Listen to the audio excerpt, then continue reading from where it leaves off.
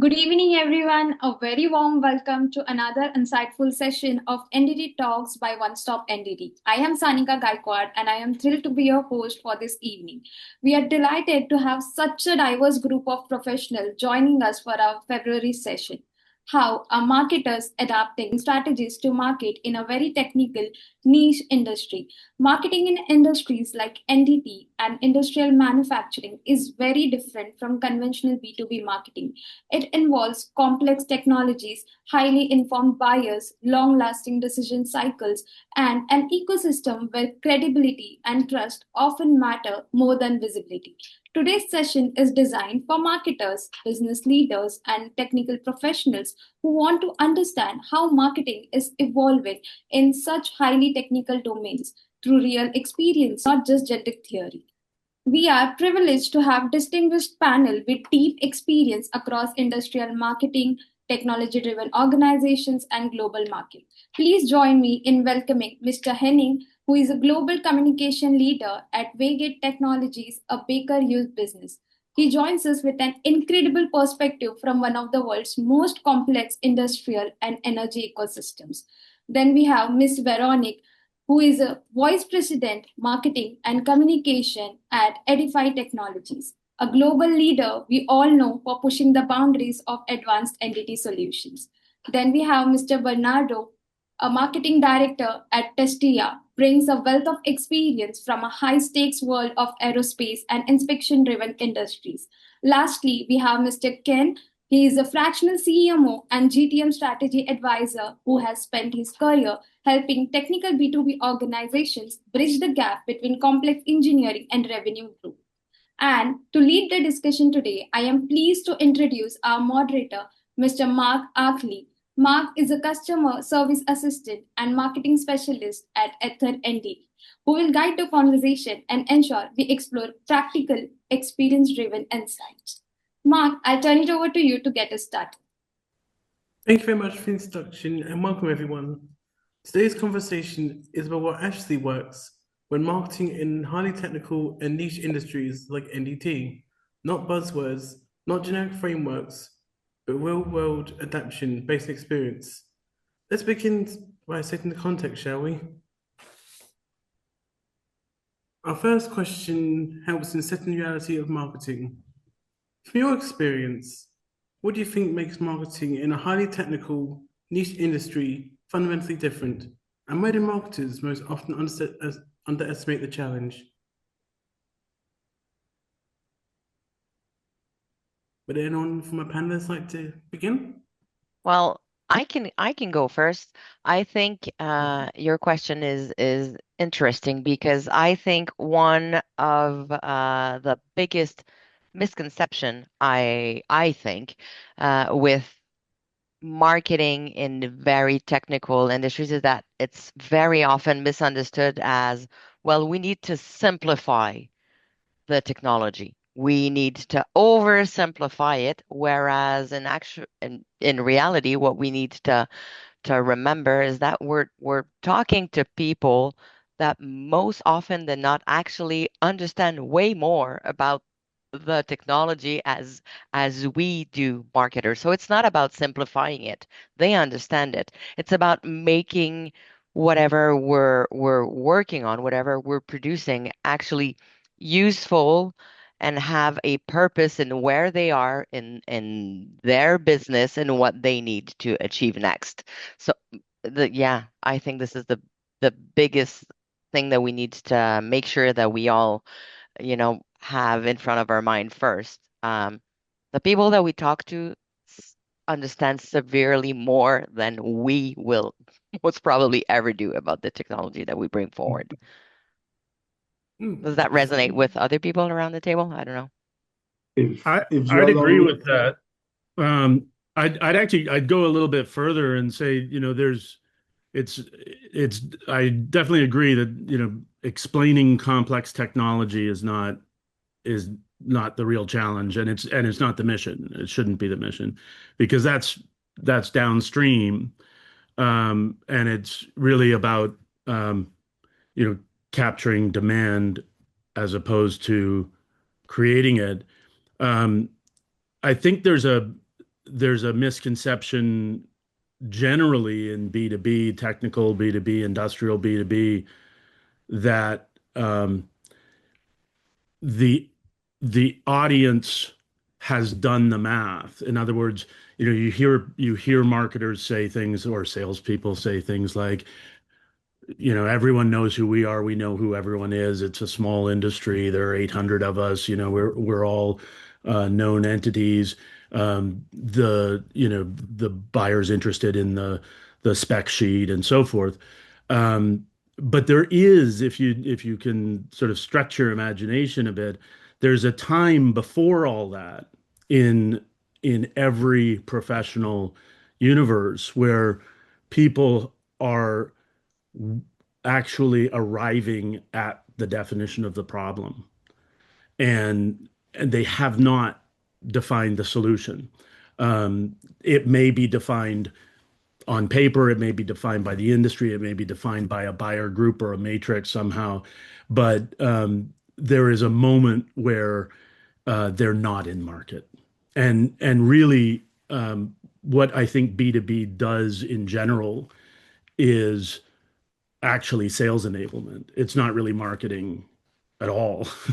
It's really about capturing demand when people are by definition already in market because they're looking for the problem. I mean, afterwards it's a game where we chase trust, we chase proof, we chase visibility, but really nobody's doing business with companies they don't trust. So everyone's technically credible, everyone has certifications, everyone has case studies.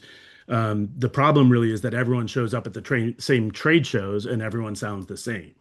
So in my mind, the challenge is about how to escape category convergence, where we're defining a advantage or a value proposition based on what actually defines the category as a whole, therefore is generic, and is product based and is product centric and is product led, and instead looking for that upstream positioning that is truly differentiating, that says, we are the reference because we define the terminology, we define the category. And if I can maybe add to that, I agree. And so when I joined Waygate and Baker Hughes like 7 years ago, I came from the B2C world, right? So this is and it was very different with regard to our profession and our formats, our channels, and how we work. So the fundamental thing is, I think, in B2B and B2B high tech is you go slower, but you go deeper, right? So you don't have these little TikTok mini videos every day. You have less customer touch points maybe, but once you have them, you need to go deeper and explain what are we doing, or as you said, that we differentiate and what is maybe the best solution you need. And the other thing is, if we have a look specifically at our NDT, so I mean, there's B2B technology and then there is NDT inspection. So I think what we do is like our purpose, right? It's providing safety, productivity somehow to our customers, and maybe to everything that is like a complex product or infrastructure. So there's a broad diversity of industries that we can play in, and they are quite different. So you have aerospace, very regulated, where really everything needs to be neat and safe, so that the plane and everything is fine. And then you have maybe electronics, little chips, and you have, as I said, maybe energy infrastructure. So every industry might be also a bit different with a different messaging, to make sure that, on the one hand, we are there, but also why do they all need NDT for their quality management? It comes to my mind that sometimes I'm even surprised that people who have been working in the production of major companies, that are sometimes not even so much aware of our that NDT is a technical term and that there are different inspection solutions that they need to use for that. But sometimes that's also related to emerging industries. If we have a look at battery, and I mean battery for consumer electronics has been there a long while, but battery for EV, for automotive. This is a huge new field that is coming up. And some startups and some major other companies, they realize, NDT here is getting more and more important because the battery of these new electric cars might be the most essential thing in that, and that really needs to, and also regarding safety. I mean, we know how batteries can get fire and so on. So I think there's a challenge, and maybe just to finalize with underestimate. In my view, so we're part also of a bigger company like others of these colleagues here too. Sometimes it's just to be accessible. We struggle sometimes with giving our customers, potential customers and existing customers, a chance to get to us, to reach us in an easy way. And of course, that is in the consumer business as well. If you look at major brands, you cannot really get people on the phone. But for us, in this deeper high-tech world, we need to be better accessible and faster so that our customers can, at least get an answer like, okay, we take care of that, we will explain it. And that is something people underestimate, not only marketing and comms, but also in general in our business, I guess. Yeah. Talking about that side and going back to what Veronique mentioned before, one of the major challenges that I have found managing marketing for an Airbus company and the high technical field that we are, it is that most of the people doing marketing does not have, as part of their academic background, the technical side of it. And we need to communicate, we need to be the bridge between our insiders in the company, our experts, because they are the real stars. In our case, as Testia, the ones that are doing training, the ones that are going into inspection every single day, the ones that are developing engineering, and the ones that are developing our products. So they are the real stars, and we need to understand them quite well to be able to communicate whatever we are developing to the rest of the audience, which is also quite knowledgeable in terms of technical. So this is the main challenge: establish the right communication inside to be able to transfer the right message to the right audience. And sometimes we, at least in our case, we work with several different audiences, all of them very technical, but with different pain points, different needs, even different standards. And if we go to a global level, becomes even more complex, trying to find the right words to make it fit for every occasion. It is not the same talking with a technical person dedicated to do NDT inspection, let's say UT, every single day, that someone that is looking just to have the right tools or the right elements to perform a quality control that will assure that his product or his assembly will go as the specs require. So communication, it's a challenge, and it's directly linked with the ability to understand the technical part of it, even though as pure marketing, it is not most of the time on that side, especially if we are talking about marketing for massive products. I agree with what you said, Bernardo, and especially when you mentioned we're the bridge, we're the connection, and the whole reason why I think we're here around this virtual table today is that we're here because we're good and we have skills at marketing, not because we have skills at NDT. at Edify, I'm entrusted with adapting the best-in-class marketing principles that we know will work, but we need to adapt them to a highly credibility-driven, very high technical industry, right? Where trust, I think it was you, Henning, that mentioned where trust, where proof, and where you need your decisions actually will need to be you'll need to defend them sometimes from an operational standpoint, from a technological standpoint, but also from a legal standpoint, right? So what we do is, yeah, take the best of marketing principles and then look at it with marketers' eyes, yet knowing that we have that responsibility of bridging that gap between our real true stars, I agree with you, and the people that we're actually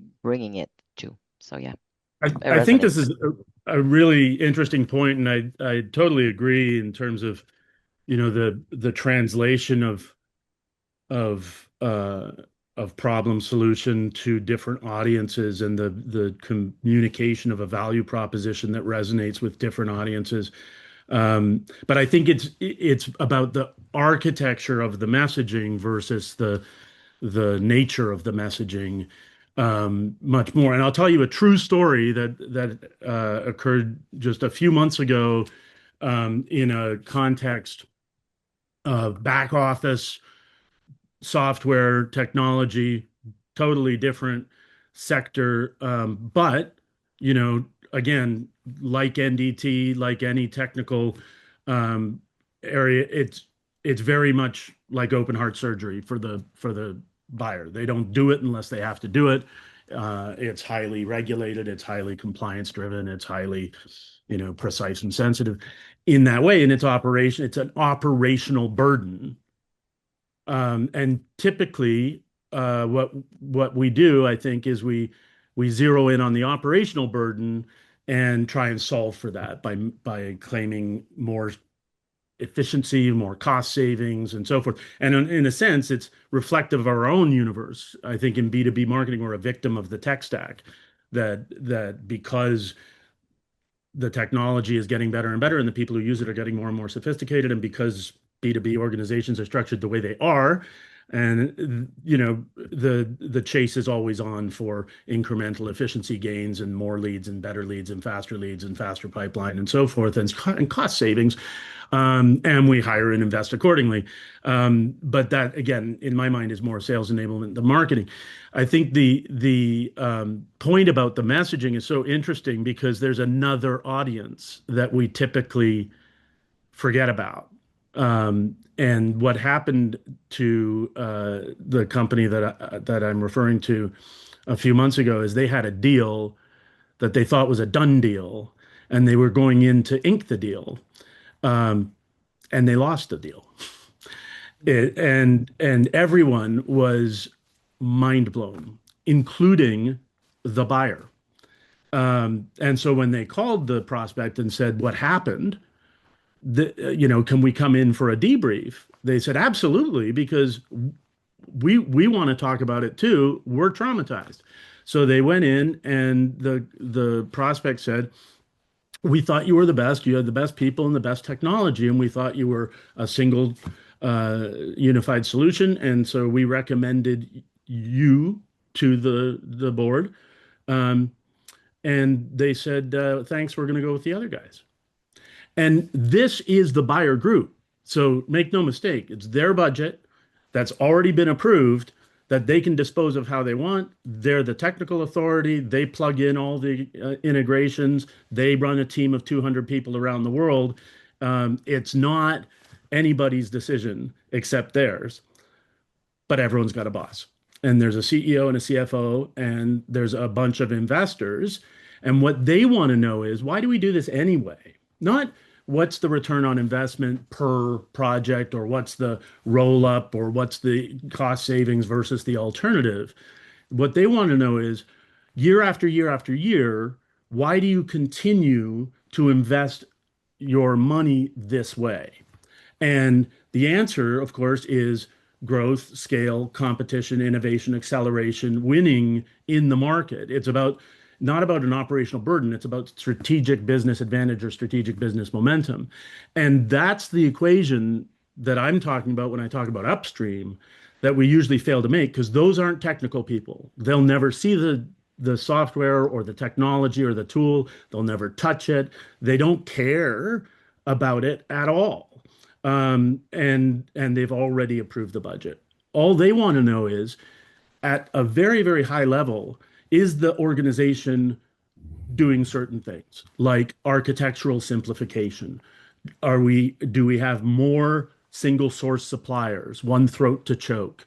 Do we have more control and predictability over not the moving parts, but the operating system as a whole? So this idea of like, are we something that plugs into their system, or are we the thing that they plug everything into? And so I think the challenge for this industry, like many others right now, is commoditization. Is that the downside of everybody being very technical in your audience, and everyone knowing a lot about the engineering and so forth, is that that's how they're judging the providers and the products. And we don't want to be judged that way. We want to be judged on what is the capability that we enable. What it's all a means to an end. Even Henning, I mean, in B2C universe, this resonates. But some of the examples that you were naming with the batteries and so forth, they're means to an end. So everything at a certain point stops being different, and it's about how do we enable you to compete in the market. So I think it's interesting to consider, because I always just ask myself, what would Apple do? The people who sell Apple aren't that technical.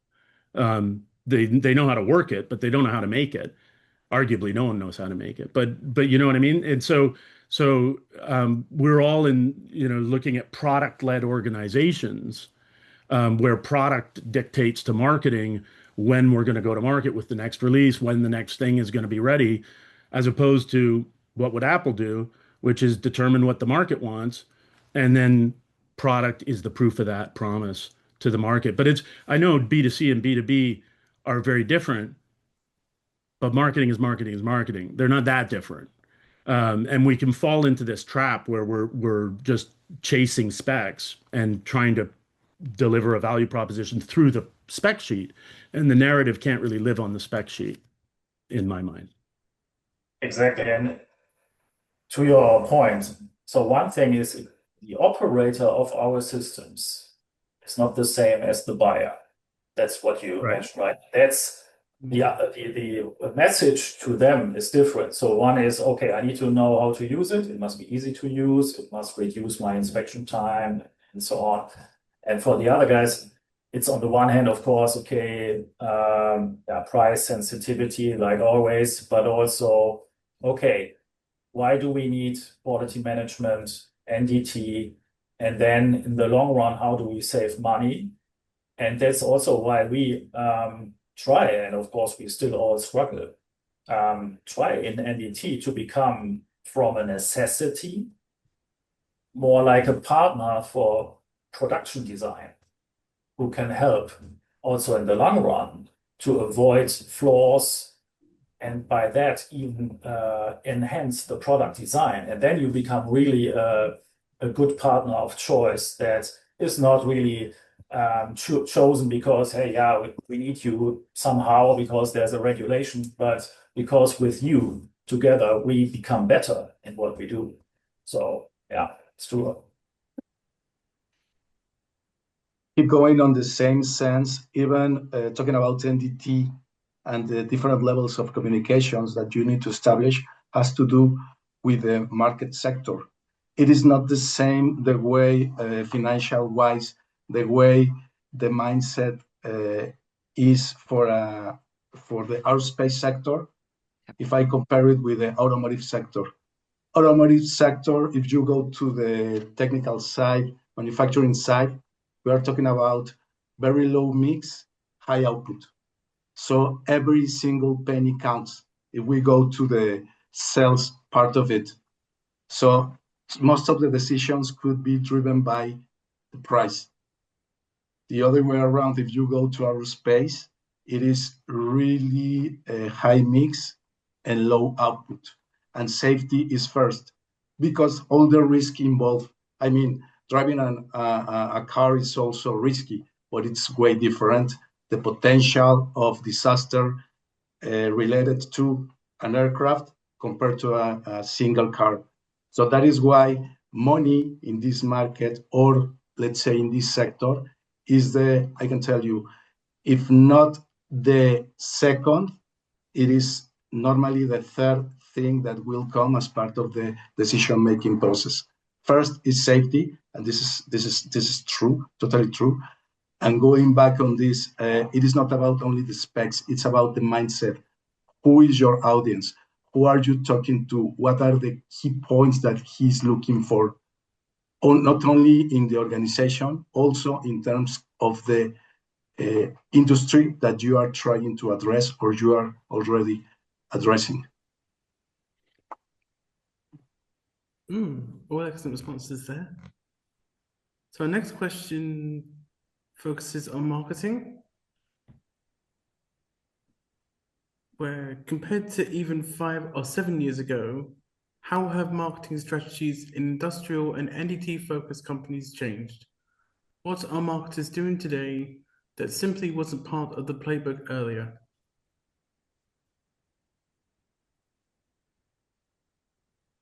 Well, I can maybe kick it off. I don't want to be contrarian, but I think what's changed is not necessarily good news. I think strategies have become more tactical, less strategic. Certainly not more strategic. I mean, I think we have more digital channels. We have more LinkedIn. We have more webinars. We have more performance marketing. We have a lot more marketing automation. The tech stack is, if anyone's seen the landscape diagrams recently, I think we're into like 0.6 size type. But it's still largely reactive from what I see cross industry. I mean, I'm really not talking about NDT in any specific way. It's B2B and technical B2B, especially as a whole. It's still sales led in my view. It's still product centric. It's still built around when someone is in market. So we've modernized the tools, but we haven't really modernized the thinking, is what I would say. And then what has actually changed is AI search behavior. And the fact that, and this does go to your point, Bernardo, you were making earlier that, and Veronique, I think, was making the same point that buyers self-educate, and in my mind, they self-educate earlier. That's something that's changing, which makes it kind of more challenging to think ahead of the curve and upstream, because that's getting further away. Short lists are formed before vendors know they're in the game. And I went to a customer conference in November, and a company told me that they had just been invited to participate in an RFP, and that they were really excited because it was right in their wheelhouse, but that they had never heard of the company that had issued the RFP. And so when they responded to the invitation, they said, "We'd love to participate. Thank you very much. Just one question. How did you hear of us?" And they said, "Well, we just asked Gemini what 3 to 5 companies we should include in our RFP." And of course, Gemini was right in that instance. But how do you control that narrative? How do you become a reference for people and for AI? And I think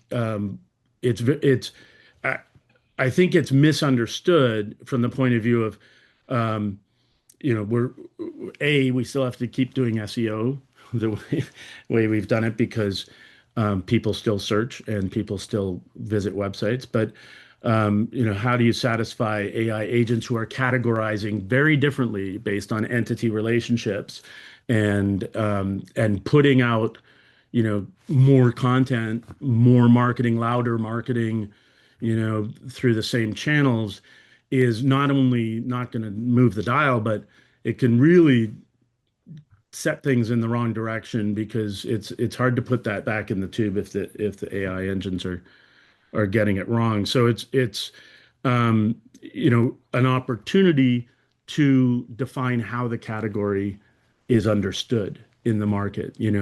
Capturing demand, which is most of what we do all the time, doesn't create. You can't tell people to search for something. You can't tell people to search for something using certain words. You can't make them come to you a certain way. But you really can impact how AI is understanding the space. And then I think the category convergence, the sort of generic or sameness of the discourse is the deadly element. If you can define the terminology, define the problem, define the value, and I mean value in the sense like Bernard, and Henning, you were talking about partner. I think that's right. I mean, but I think it's a transitional step that you can become a partner. That's amazing. But beyond that, there's such a thing as a value orchestrator. There is a partner who delivers value at every level of the customer organization, net new value and that gets us beyond, to your point, Bernard, cost is no longer relevant. And even the specificity of the technology, even elements like even concepts like safety are a means to an end. You need to ensure safety, but for a reason because it enables other things to happen. And so that kind of concept it's a blank slate to a large extent right now, when it comes to how AI-driven search or answer engines or generative engines are working, and there's an opportunity. And by the way, one of the ways that those systems categorize is by language, geography, and other factors that we think about, trying to level those playing fields. But really, if you're more authoritative in one language or one geography than another, that can help the whole. That's actually an edge, because you can compete more easily in a smaller market, perhaps, or a more distinct market. Anyway, that's what I think. I think there have been real changes, but the real changes are opportunities that are presenting themselves. I think that the challenge that we have is the same as always, which is that it's not our fault. We're driven by the organization to chase incremental efficiencies as the definition of the job that we're doing, but the job that's not being done is the real marketing job. And I think that's most B2B struggles to invest in brand, struggles to see the value of brand. But even when they do invest in brand, typically we'll invest in them as two separate initiatives. There's something over here we're calling brand and design system and visual, and then over here we're doing our marketing of sales enablement. To tie what you just said, Ken, to the question that Mark initially asked, what changed over the past 5 to 7 years? The world has gotten very loud. It is a significantly louder world, like everywhere, online, on so many platforms. There's actually, I believe, more technical content being produced today than ever before. And I think you'll all agree with me that most of it actually gets ignored, right? What cuts through isn't novelty. It's not, being super loud on TikTok and appearing there. That's not what cuts through anymore. It's actually usefulness, right? I think what changed is also from a systems and from a backend standpoint, the best performing content isn't flashy. It's actually content that is there and that helps. I think I mentioned that before, that helps someone do their job better, justify a recommendation. We were talking, Bernardo and Henning were talking about, yes, we have the asset owner and then we have the actual operator. So it's anything that's useful in whatever query it is, whether it is an AI query or an organic, like basic Google query, something that helps them do their job better, justify a recommendation, or explain a decision internally, right? And I think what has changed in the 5 to 7 last years is that there has been so much noise added to the line that actually is not necessarily respecting the intelligence of the audience up to a certain point, right? It it it doesn't serve any purpose, and I think in most particularly in the NDT industry, recognizing intelligence and trust, it is the strongest growth lever that we have, right? And pivoting and having understood that is making sure that you can be relevant and pertinent and trust that that it will emerge and find its way amongst all the noise, because it has gotten noisy. That's the biggest difference in my mind from what I see. And now let's imagine we would be in the deep D2C world where we even would need to be as loud sometimes as that. I think we agree it's a dilemma. So on the one hand, I think it's a good thing that LinkedIn has become more popular, and that is a originally business platform oriented social media thing.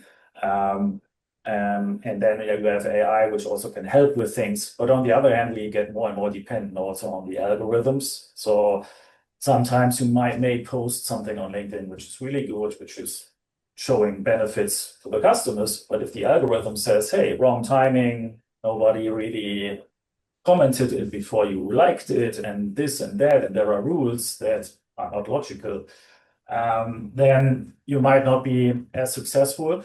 And if you say, hey, I don't want that, then it's also a problem, because at some point you need to adapt to the world how it is. And we have also in our business been starting with this AI engine optimization. So we had SEO, as you said, Ken, and now it's another thing where it's similar, but you need to have more bullets on that and praise the benefits even more on the top of the text, so that Gemini and ChatGPT think, hey, you are relevant. Wow. Okay, thank you.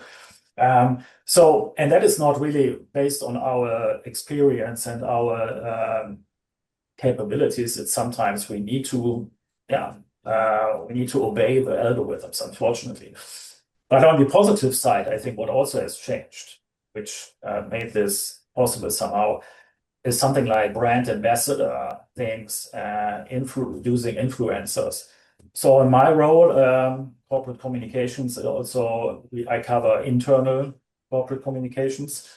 And what we saw in the last, I don't know, maybe 1 or 2 years, is more and more employees getting in touch with our brand more, and also willing externally to promote our brand as an employer, maybe sometimes even a proud employer, and also sharing things about new technologies, but also just customer meetings, or, hey, we had a nice event here and there. So this is something where it doesn't cost money. It just need to connect with your staff and tell them, hey, these are our channels. You are invited to take part of that. And of course, somehow also get a good messaging, motivate them, and that we are doing a nice thing, coming back to positioning and on purpose. I mean, on the first side, we are very niche and very nerdy sometimes even, right? But if you explain to family members, hey, we are providing safety and productivity to big brands in the world, and for planes, cars, smartphones, etc., then they understand and say, wow, that's cool. And there's also positive things, but I think in general it's not sometimes we need to stick to the rules and find a way to get our messaging out. And Veronique, exactly, it's getting so loud, even in B2B. Yeah, we need to find a good way sometimes to get deeper to the point, but maybe less off. Yeah. Yeah. Thinking about the 5 to 7 years, if you allow me, I will go a little bit back in the history. I had been involved on NDT topics most of my professional career. And I can remember when I started on NDT topics, I remember the typical exhibition. It was boring, I can tell you. No color, nothing really attractive. It was purely technical. Engineering mindset, it's very black and white. It's great to do numbers, to develop things, but it is not in the artistic side the best one, let's say. And I am allowed to say this because I am an engineer, so I have the right.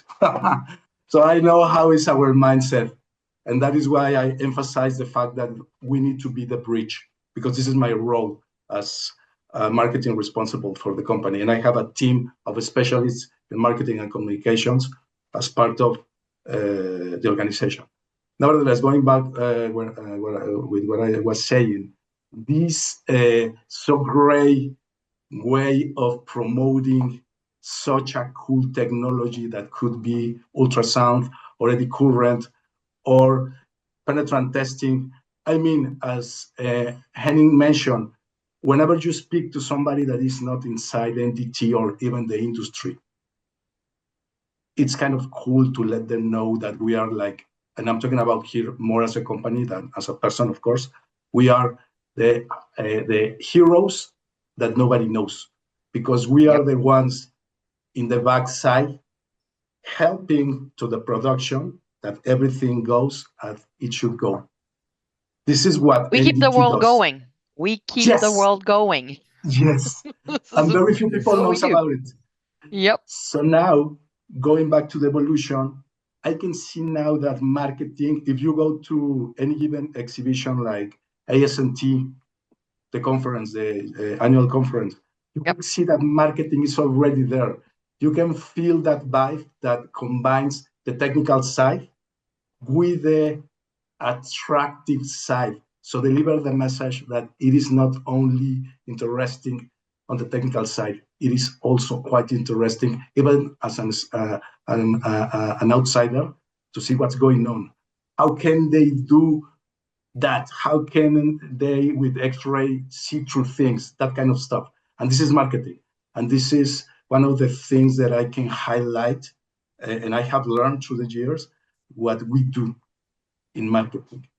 We give the right position and we give visibility to what our stars are doing. And also has to do, going back to this learning and this ability to understand what's going on there, boots on the ground. I have seen more marketing people going with the sales guys, with the technical guys, shoulder by shoulder to the field to understand what's going on there, because it is also marketing.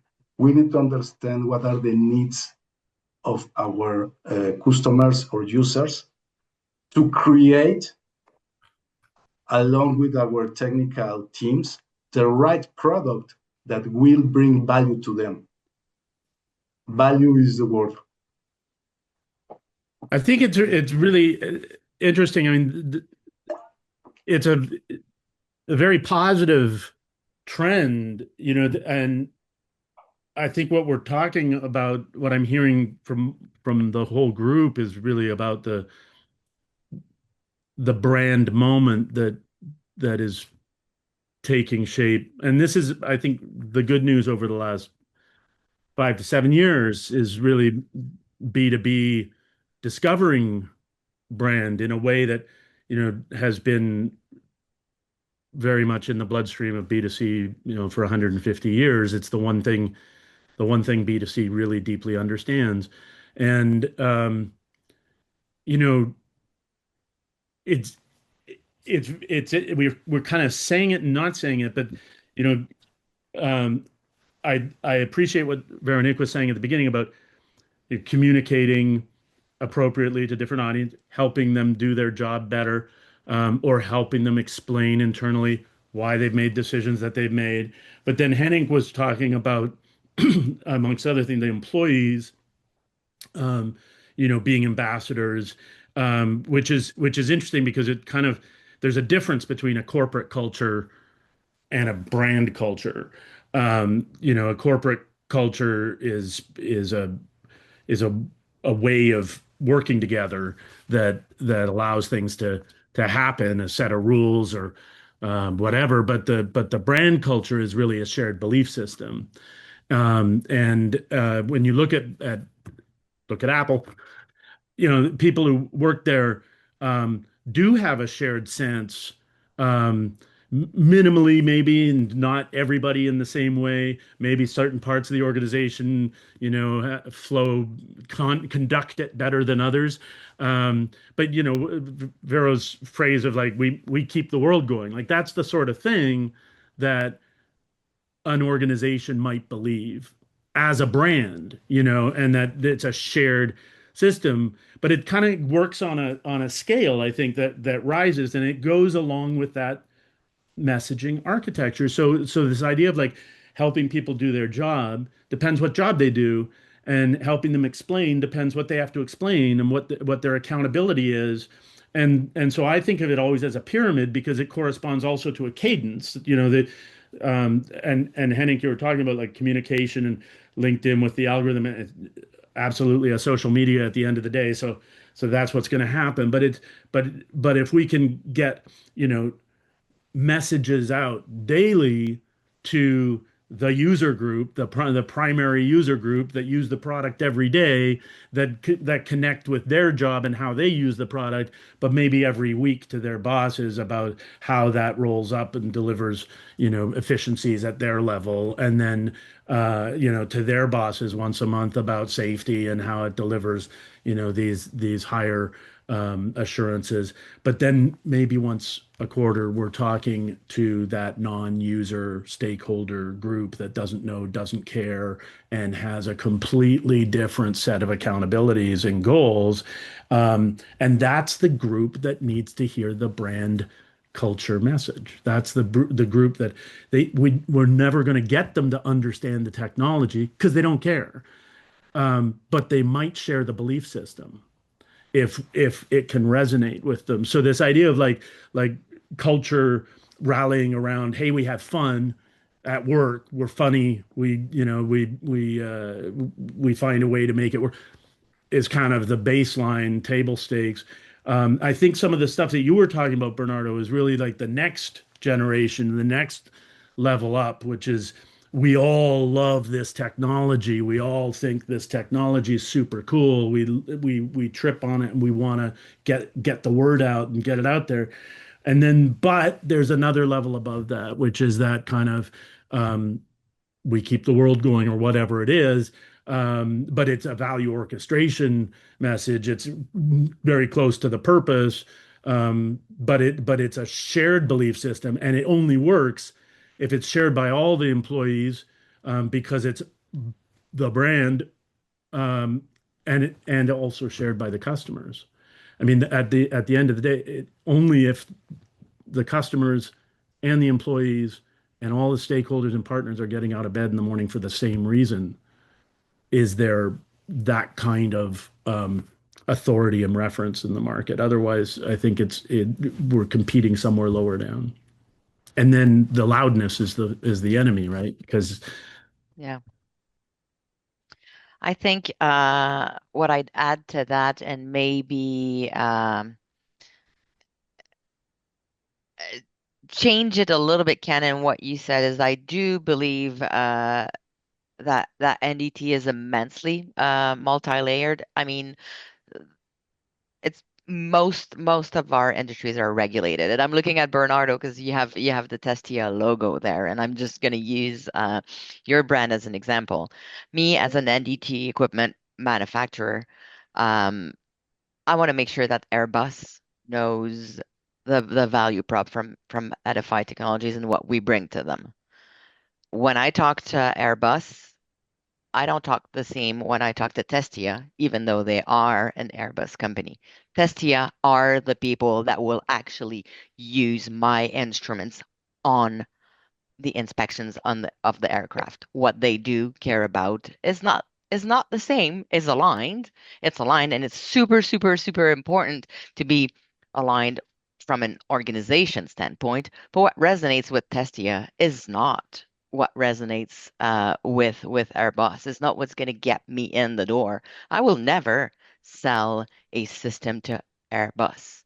However, I need to be immensely close with Airbus to understand and get that very, what you mentioned, Bernardo, boots on the ground and understanding what matters to them and how to adapt it, and make sure that when I am with my buddies at Testia, then we understand how being together can actually then move us to that next layer that we said, that is, when it comes down to it, we keep the world going to a certain point. So yeah, so that's a little bit of a nuance that I wanted to add in there, maybe.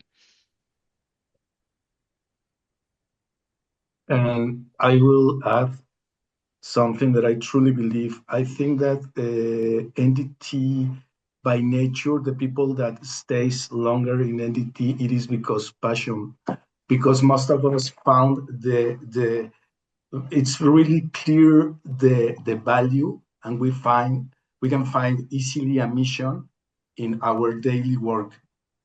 Let me give you an example. I was kind of tired of NDT after so many years, and that happened back in 2017. So I decided to go out of NDT. It was a personal decision. So I started in another sector, also related to aerospace. And after 1 year, I found out that it was not my thing, because I didn't have that rush about that you belong to an organization or a sector that is strongly related with safety. So whatever you do, it has an impact, and whatever you say, it will have a resonance. So that becomes part of your daily operation way of thinking, if I can say it like that, becomes part of your DNA. And I can see it in my colleagues, the ones that are doing training, inspection, engineering, developing products. They have that common. They have this in common. They really have a passion for whatever they are doing. If you do not have it, maybe it will take a few months or years that you will drop NDT, because it is not fancy necessarily. It is not necessarily attractive. And sometimes it's really tough, especially if you are doing inspection or training on the field. So this is the sense that you can find in this specific environment.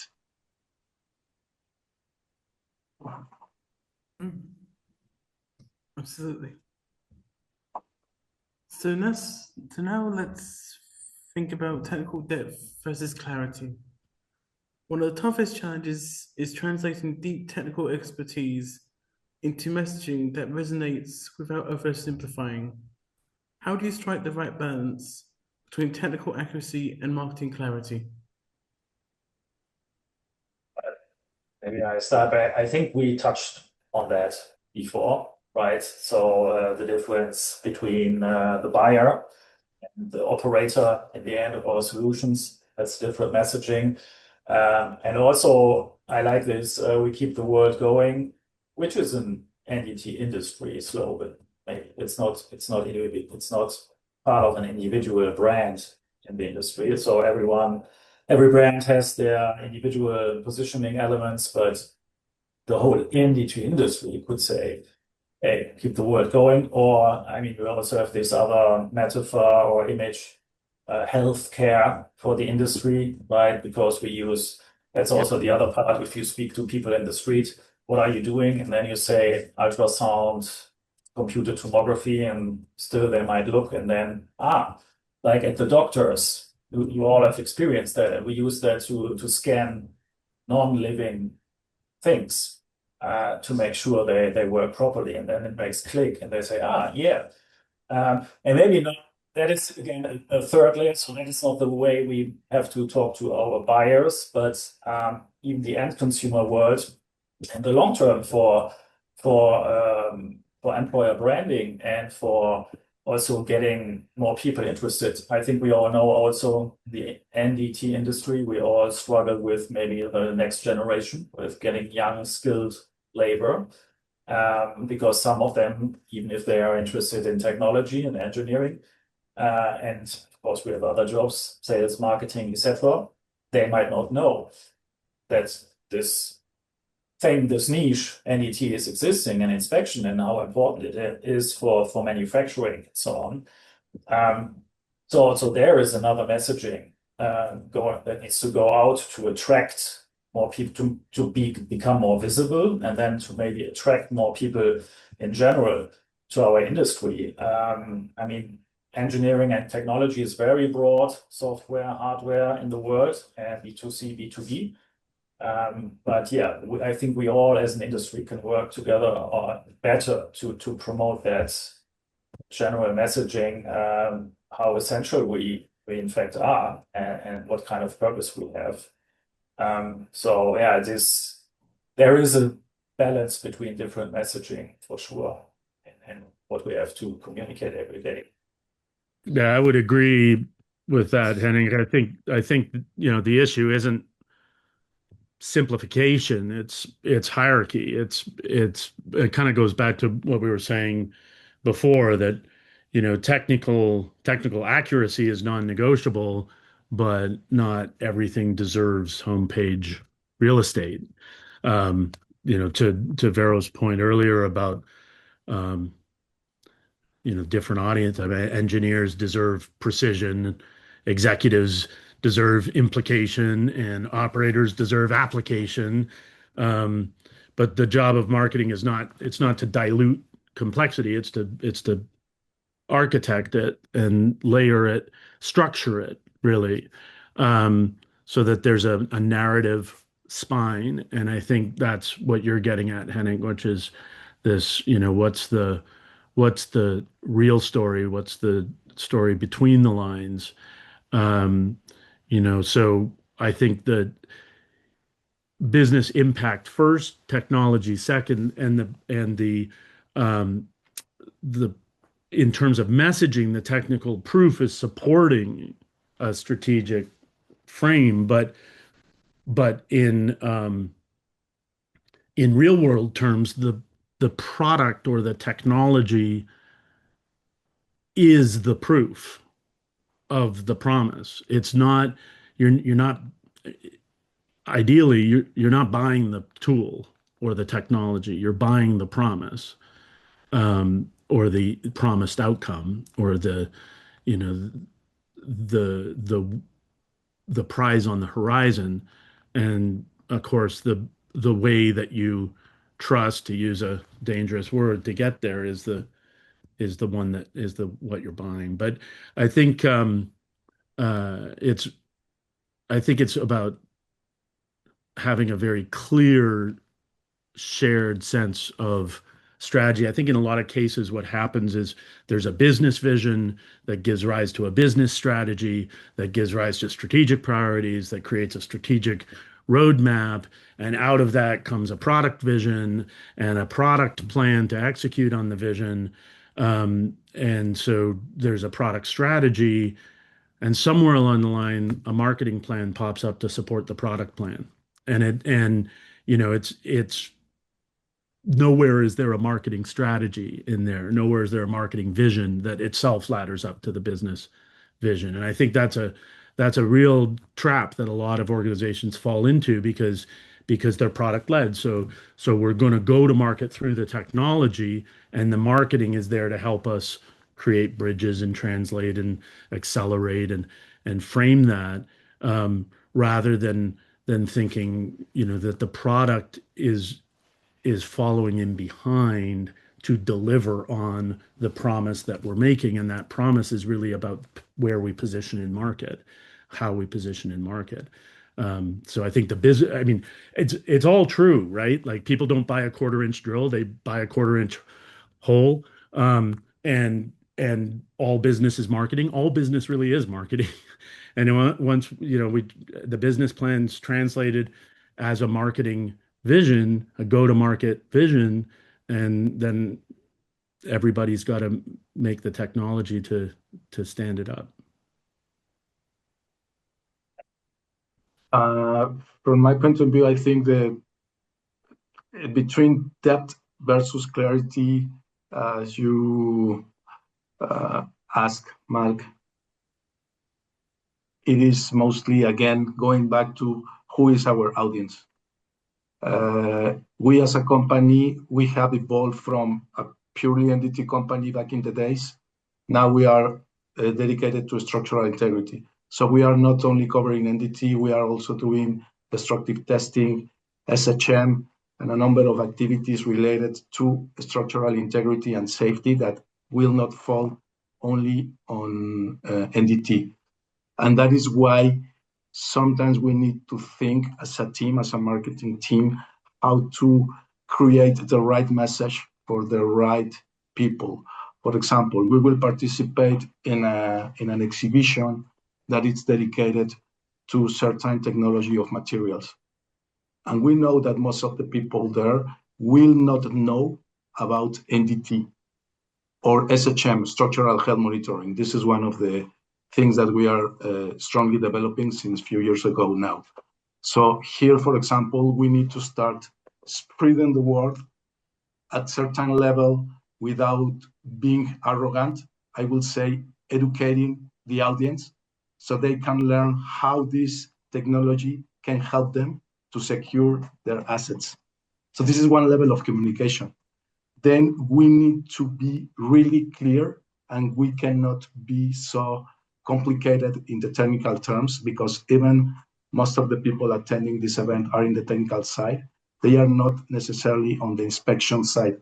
So technical mindset, yes, but the terminology and the concept by itself maybe will not create resonance for all of them. So we need to be careful.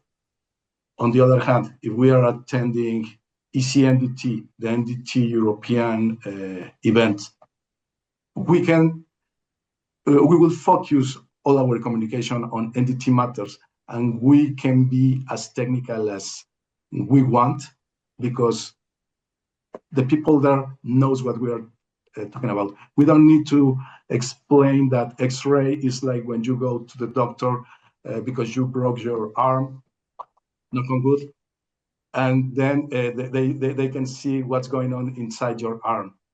This is the typical explanation that I also use. Henning, by the way, when I am trying to explain NDT to people outside the industry, you don't need to go that level of detail or basics. You know that you can speak almost with everyone there about the technical side. So again, who is your audience? Depending on that, you need to know who is your audience, who do you want to address, and after that, understanding it, you will easily define even the wording that you will use. Just maybe to finish that, I think that is one of the most interesting situations when you get to know potential customers who don't even know what NDT is, but might really need it. And then when you start to explain a bit broader as an introduction, and then of course until the final conversion and until the final choice of system or solution, of course that takes other people also, and technical sales and so on. But having this starting conversation about why they might need it, what's the benefit, the purpose, and how it can help really reduce time for other things, reduce costs, and also keep safe reputation. Again, if we take the example of the battery EV world, when you see big brands having to recall all their the models of us, or the units of a certain model because the battery has a defect, so expensive, and the reputation of that brand is damaged. So real essential stuff. And that is, I think, it doesn't happen often, I guess, but I also had that once here and there, talking to people who really say, okay, I'm even maybe more or less in quality, but these NDT solutions you're talking about here, I didn't know that's a technical term. I didn't know that's all these X-ray, ultrasound, visual inspection stuff exists. So there's still potential for potential new customers in our world. Yes. Yeah, because if I can add to that, we still find, I agree, they're getting rarer, but we still find those people that actually know exactly what their problem is, but don't know that we are the solution, right? So they know precisely that they're looking for porosity or they're looking for they need to monitor corrosion for a weld in a very specific place. We know that it could be done through radiography, could be done through UT, could be done with eddy currents or whatever, right? But they don't know it yet. So it's also making sure, if we go back to what Mark was asking about, how do we make sure that we have a right technical content for, it all goes back to audiences and making sure that you see the whole picture and that you have elements that are highly relevant and highly valuable and useful in different stage of the funnel up to a certain point so that you can actually get to have that conversation with that person, right? You know that you're looking for porosity and that you have a problem. Well, let's take the next step together. You don't know where to go from next, but hey, I'm a credible partner to actually bring you along that journey with me. Right, perfect.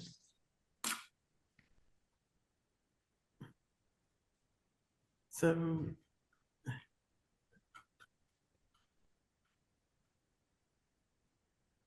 looking ahead into the future of marketing, about 2 or 3 years ahead, how do you see the role of marketing evolving in technical and niche industries like NDT? What skills or mindsets will marketers need to stay relevant?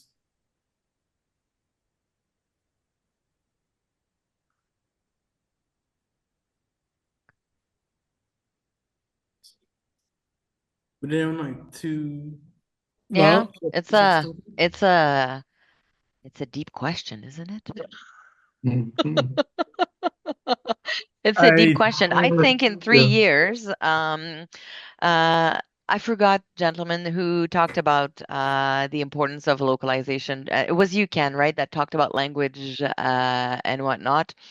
I think from a skill standpoint, uh, marketers will need to focus more on localization and understand that it's not just translating something into a language. There's context, and that context actually leads to your credibility in that region and whatnot. And I think it is a skill that will definitely be immensely useful for impactful marketing in the next 3 years because the world is getting louder, but regionalization and outside Mhm. of just economical, from an economical standpoint, is is emerging as an immense positive things that actually I think will need to be tapped into, and you need to make sure that you're there in the right way. Yeah, I agree. I think in 5 years, companies that are doing product marketing and trade shows are going to feel pretty invisible. Um, the winners are the ones that become the reference source. I think to Veronique's point for AI and for consultants and these models that interpret the industry. Trust is really it's not who can explain the product best. It's who can define for the category what good looks like. Like what is, because in so many cases, Bernardo, you were talking about this quite interesting, this idea of reputation. This is one of those things. It's a bit like insurance, right? NDT.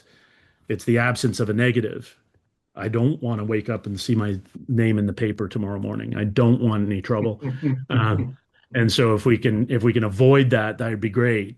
And I'll pay for that. But there's actually, and of course, managing risk, avoiding risk, reputational risk being one of the greatest risks for a global brand is massive. But there is an opportunity, I think, to add value in always, and reputationally, there is a lot of mileage to be gotten out of the corporate moves that you make. And I'm talking about the customer organization, who you partner with for purposes, higher purposes of,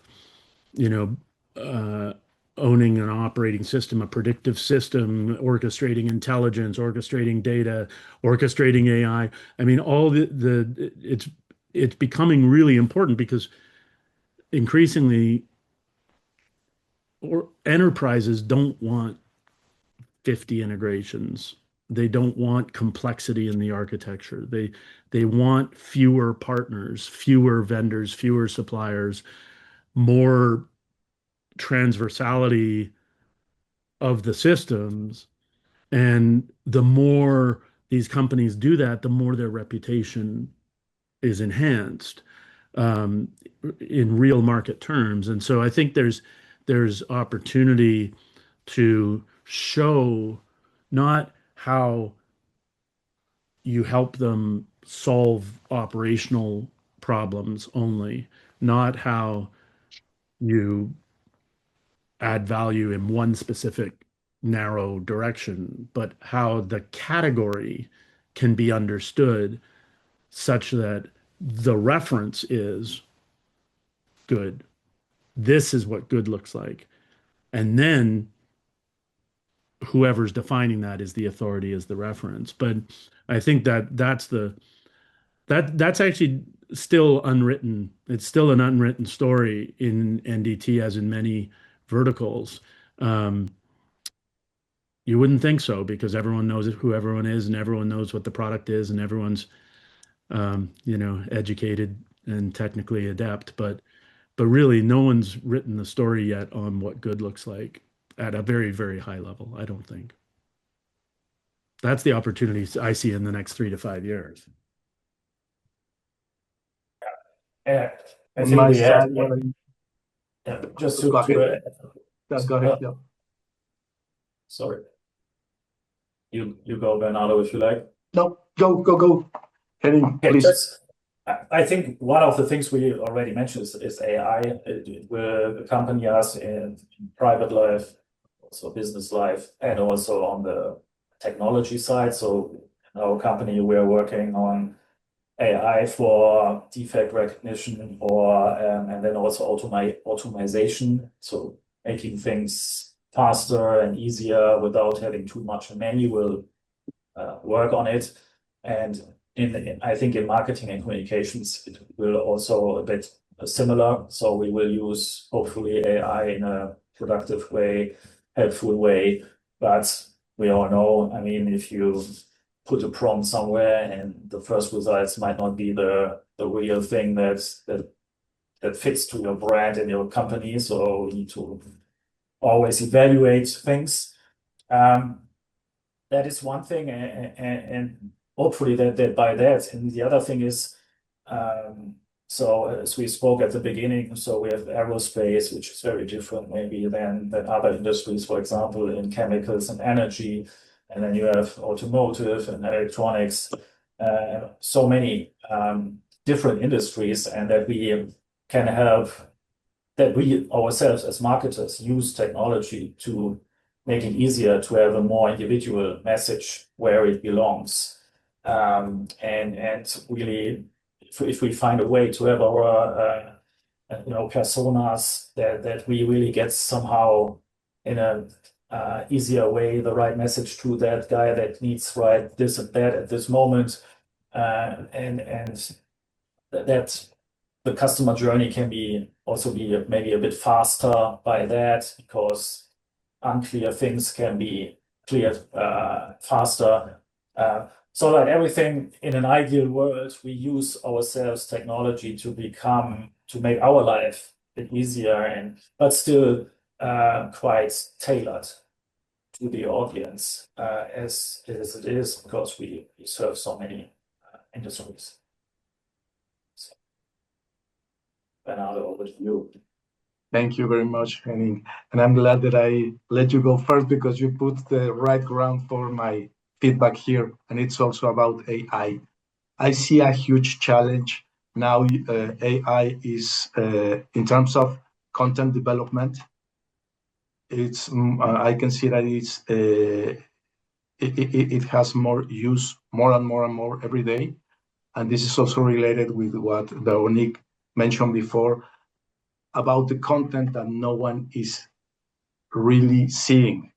So what I see is we will have a boom, and it's already happening in terms of content development, specific on the technical side, because for social media, for mass media is already there. But in our field, this is starting to happen. And then the challenge is to bring real value with the content. But I will say that most of the things that are developed in our field have some value. And in parallel, the other challenge is to make it visible. Because whatever we develop with AI, let's say, talking about in terms of engineering, our production capability for content has been increased tremendously using AI. After that, we need to pick exactly what makes sense to add and give the right visibility to avoid to get lost among all these sea of content that we can easily find. Even in LinkedIn nowadays, I can see a lot of content. Most of it, or a good part of it, is AI generated. And this is just the beginning. I can tell you, if you go to YouTube, you will see the amount of videos that has been generated by AI, and we are going the same path. So this is the challenge and a key component for our development as marketers in NDT, to provide content with value and give visibility.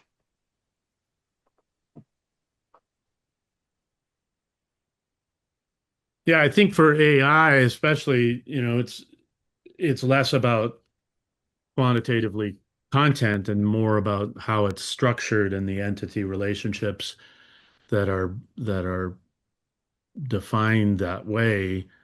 I think it's interesting when you talk about the value in the message, Bernardo. I think there's again a real future facing opportunity there, which mimics the rest of the whole world is facing these same trends and challenges and dynamics and shifts, and I think in the customer universe the same thing is true, in a smaller scale, that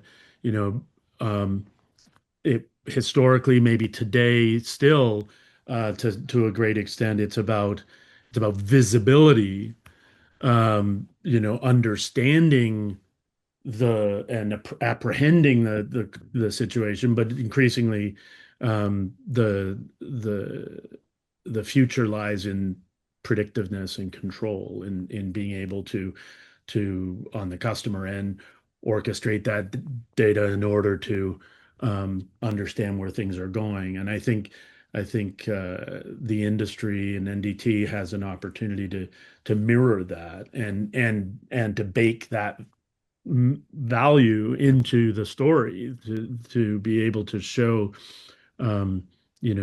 So how do you make content that people actually care about and want to consume? I think if it speaks to the future, then it automatically has an advantage in that respect. And I think that there are a lot of questions that are common across the universes that people are asking right now about that. Perfect. Well, thank you to all of our panelists for sharing such honest and experience-driven insights. And thank you to our audience for finding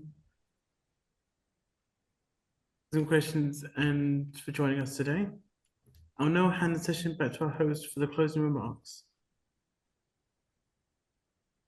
Well, I think in the end, that's what I gathered from our discussion today. I think marketing in NDT isn't and will not be about being louder. It will actually be more about being precise, focused, intended, and extremely agile. And if we go back to precision, well, I think the precision concept is something that's very well understood in our industry. So if we dedicate ourselves to doing a good job and adapting, going back to what I said, adapting what we know, our best in class marketing principles to our industry, then I think we'll be okay. I think we'll be okay.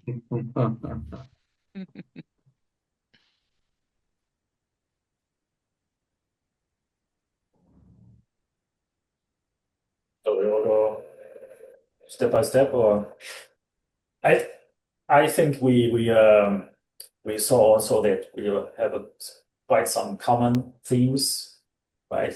As marketers and communication professionals across an industry that is a niche, yes, but we don't do the niche output, the niche purpose. It's quite broad across the world. Every complex product somehow is something where we can be involved in, but not everyone knows that, and that's our job to maybe help bringing the messaging out. And secondly, this message might be different from target group to target group and level of engagement and decision maker versus operator. So I think it was really fruitful because I think we all don't have the chance so often to talk on that to each other on this topic from different businesses in the industry. So thanks for that, and hopefully we can continue that somewhere in the future.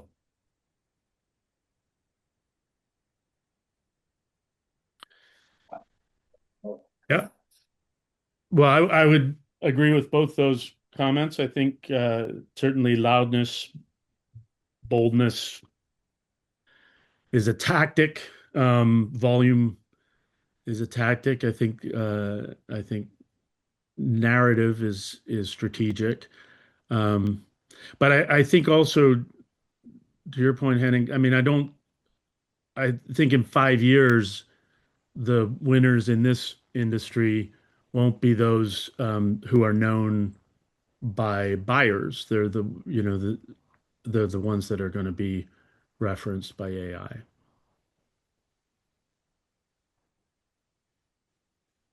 Quite interesting idea.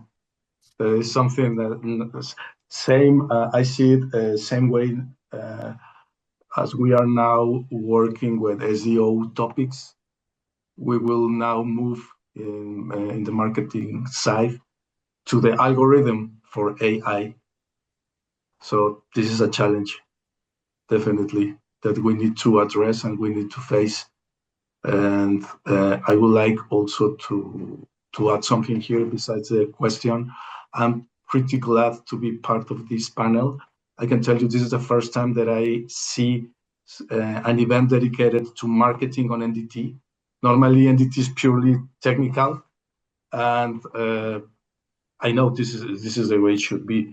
But having you here, sharing with you, learning from you, it has been a great experience to me. So thank you for that. OnestopNDT, the team there, to make this happen. I'll echo that. Very interesting discussion. Thank you. Thank you so much, Mark. And a big, huge thank you to our panelists, Henning, Veronique, Bernardo, and Ken, for sharing those insights and providing an insightful discussion. Honestly, as someone working in marketing myself, I found this incredibly relatable. It's so true that in our world, we aren't just promoting, we are translating complex science into something meaningful and trustworthy while aligning closely with business outcomes. Also, for those of you who joined us midway, don't worry about missing a single thing. The full recording will be up on our One Stop NDT YouTube channel very soon, and it's definitely worth sharing with your internal team. Thank you so much all for spending your time with us today. We can't wait to see you at the next edition of NDT Talks. Have a wonderful evening ahead. Thank you, everyone. Thank you so much.